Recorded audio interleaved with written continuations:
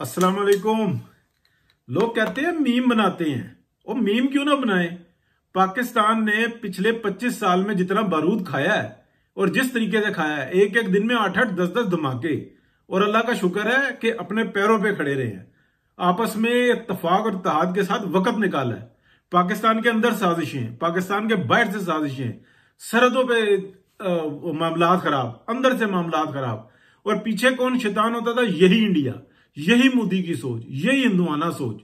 और पीछे और कौन होता था? पूरी दुनिया की साजिशी टोले।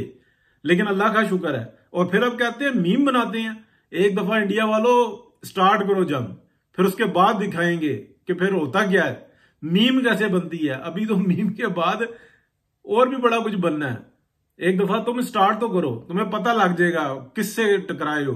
पाकिस्तान के जवान जो 25 साल का बंदा है, उसको तो यही पता है धमाके होते हैं। यह भी एक सिलेबस का हिस्सा है, यह भी एक पार्ट ऑफ लाइफ है। लेकिन क्या तुम्हें पता है? और ऊपर से कहते हैं पानी बंद करेंगे। पानी एक दफा तुम जंग स्टार्ट करो, जो 3 दरिया जिनके ऊपर इंडिया को हक दिया हुआ है ना, ये दरिया भी चलेंगे।